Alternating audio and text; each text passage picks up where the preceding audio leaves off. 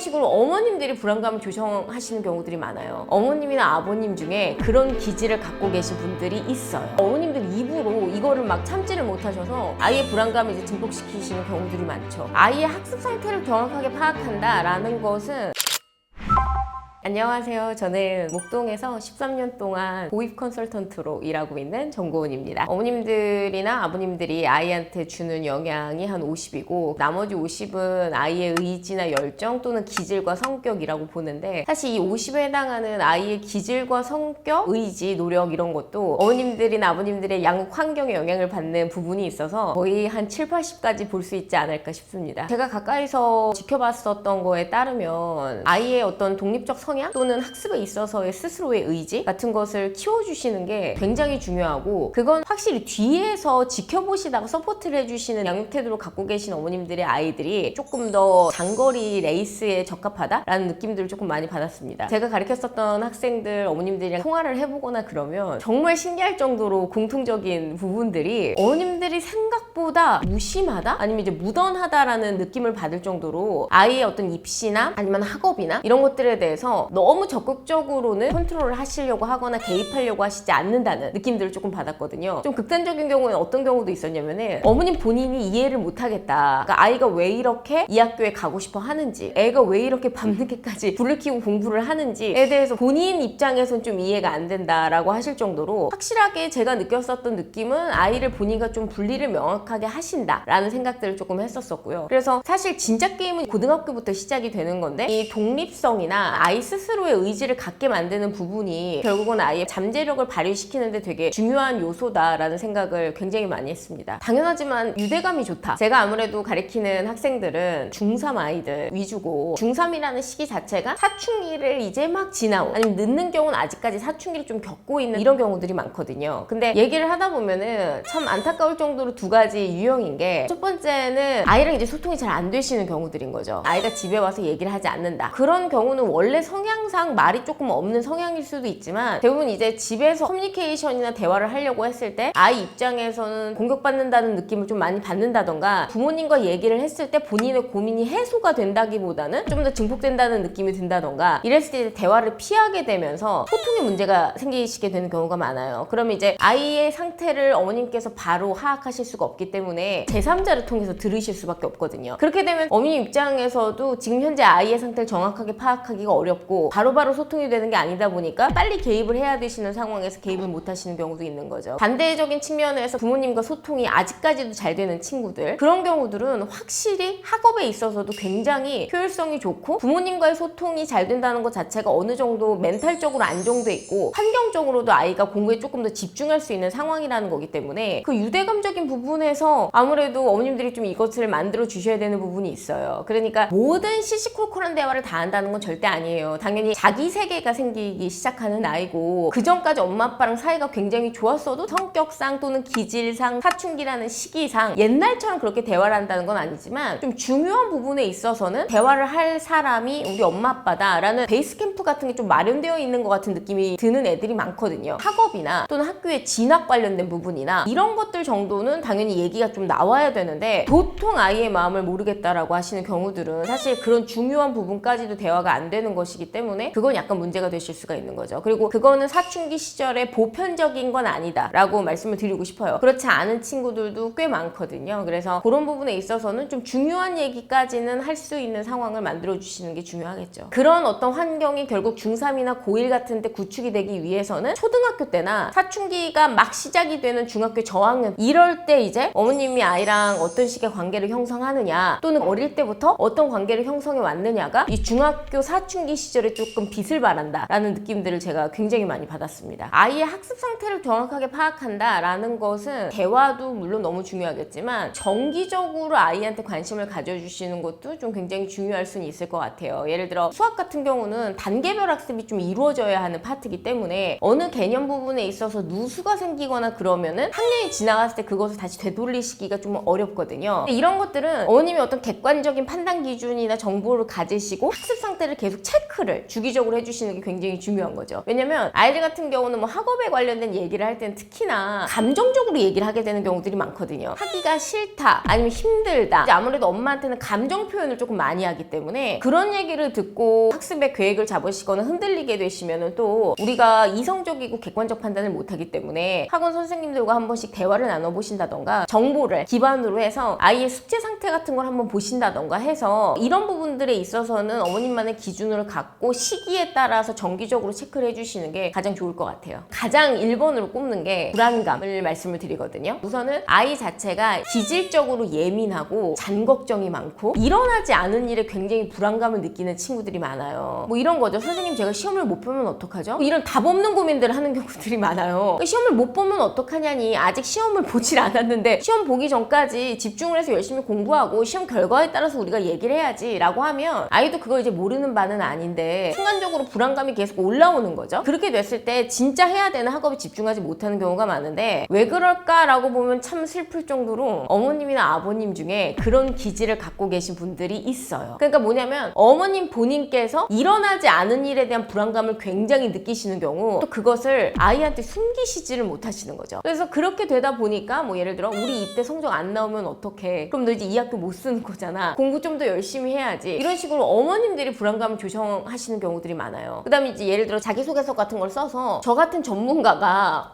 이 정도면 됐어, 괜찮아, 자 이렇게 가자 라고 해도 어머님들이 이제 그걸 하나하나 보시면서 야 이거 이렇게 쓰면 안 될 것 같은데 뭐 이런 식으로 이제 얘기를 하시는 거죠. 그럼 이제 아이 입장에서는 선생님이 하는 얘기랑 엄마가 하는 얘기가 너무 다르니까 거기서 또 불안감이 증폭되고 이렇게 돼서 이 입시라는 것 자체가 환경적으로도 불안감이 조성이 돼요. 주변에서 뭐라 하지 않아도 어쨌든 내가 지금 이 학교에 지원을 하고 있는데 들어갈 수 있을지 아닐지에 대해서 모르는 상황이고, 그리고 중학생들 같은 경우는 이런 입시가 처음이어서 가뜩이나 부담감이 크고 불안도가 큰데 여기서 이것을 어머님들이 굉장히 증폭시키시는 경우가 많다는 거죠. 그래서 저는 항상 연기라도 하셔야 된다. 아니야 괜찮아, 떨어져도 아무 상관없어, 그럼 그냥 주변 일반고 가면 되지, 기숙사 보내고 싶지 않았는데 나 우리 딸이랑 더 살고 싶어 라고 말이라도 그렇게 해주셔야 아이가 자꾸 이제 그걸 들으면서 그래 맞아, 이건 그냥 경험상 해보는 거야, 떨어져도 괜찮아 라고 생각하면서 할 텐데 어머님들 입으로 이거를 막 참지를 못하셔서 아이의 불안감을 이제 증폭시키시는 경우들이 많죠. 그렇게 됐을 때 말씀드린 것처럼 감정적인 부분에서 끝나는 게 아니라 결과에 영향을 미치는 극악의 결과를 갖고 올 수 있기 때문에 그 부분은 항상 조심하셔야 된다라고 말씀을 드리고 있습니다. 우선 첫 번째는 아이의 어떤 독립적인 자아 의지를 좀 키워주려고 하시는 거겠죠. 저는 어머님들한테 맨날 우리 아이가 좀 좋은 고등학교를 갔으면 좋겠다, 아니면 좋은 대학교를 갔으면 좋겠다 라고 얘기했을 때 간접적으로 접근을 하셔야 된다 이런 얘기를 하거든요. 이게 무슨 뜻이냐면은 그냥 대놓고 우리 뭐 이런 학교 갔으면 좋겠어, 우리 이런 학교 가야 되지 않을까 라기보다는 그 학교의 설명회 같은 것을 같이 그냥 가보신다던가 그 학교 주변을 좀 돌아다니셔 보신다던가 이런 식으로 약간 간접적인 그런 방법을 한번 써보셔라 라고 하는 게 은연중으로 그렇게 묻어놨을 때 아이 본인이 자연스럽게 그 학교에 대해서 생각을 하게 되거든요. 그래서 아이 입장에서는 자기가 그냥 언제부턴가 그 학교를 가고 싶었다 라는 느낌으로 자기 스스로 이 학교에 대해서 가고 싶다는 생각이 들었을 때 결국은 그게 엄청난 임팩트를 발휘를 해가지고 아이 본인을 움직이게 하는 요소이기 때문에 뒤에서 받쳐준다는 느낌, 아이가 스스로 자기 의지를 갖고 움직일 수 있게끔 뒤에서 서포트를 해준다는 느낌이 되게 중요할 것 같다라고 말씀을 드리고 싶고요. 그 다음 이제 두 번째는 불안감 조성하시지 않는 뭐 이런 상황을 조금 학습 상황에서 만들어 주시는 거겠죠. 어떻게 보면 본인 스스로와의 어떤 싸움이시겠죠. 왜냐면 아이가 불안한 만큼 어머님 본인도 가는 게 맞나? 아니면 이렇게 가는 게 맞나? 라는 생각 당연히 드실 수 있어요. 근데 이제 중요한 건 그거는 우리끼리 얘기를 하는 거고 그걸 아이한테 이제 표출하거나 티내게 됐을 때는 또 굉장히 불안해질 수 있기 때문에 말씀드린 것처럼 방향성을 명확히 제시해 주실 거면 제시해 주시는 거고, 그렇지 않을 거면은 차라리 그냥 용기가 되는 아니면 괜찮다는 얘기를 해주시는 이 두 방향이지 아이와 함께 고민을 나누시면 안 된다라고 제가 말씀을 드리고 싶거든요. 걱정을 같이 해봤자 아이가 답을 얘기해 주실 수가 없습니다. 어느 정도의 불안감 조절을 해주시는 이런 학습 상태를 만들어 주시는 거. 그리고 세 번째는 학원의 도움이 필요한 부분이나 여타 도움이 필요한 부분이 있을 때는 명확하게 그 부분을 체크하셔서 도움을 요청하시는 거 굉장히 중요하다고 생각을 합니다. 특히나 목동이나 대치 같은 이런 학군지들의 특징은 슬플 정도로 학원이 잘 돼 있거든요. 어떤 뜻이냐면 아이의 어떤 부분이 조금 필요하다라고 느끼셨을 때 그걸 좀 채워줄 수 있는 학원들이 많은 거죠. 물론 저는 사교육에 대해서 종용을 하는 게 절대 아닙니다. 그리고 아이가 자기주도 학습 능력을 기르는 건 너무나도 중요해요. 특히나 고등학교 입학을 하고 난 다음부터는 본인만의 학업 능력이 없으면 좋은 고등학교들에서는 버틸 수가 수가 없기 때문에. 근데 초등학교, 중학교 시절 같은 경우 학업이 쌓여지기 시작하는 그런 단계에서는 어머님이랑 아이랑 해결이 안 되는 어떤 부분이 있다, 만약에 그런 생각이 드셨을 때 그 부분만의 도움을 받으시는 건 너무나도 추천을 드립니다. 모든 과목을 다 다닌다 이러면은 절대 안 되고요. 정확하게 학업 상태를 체크해서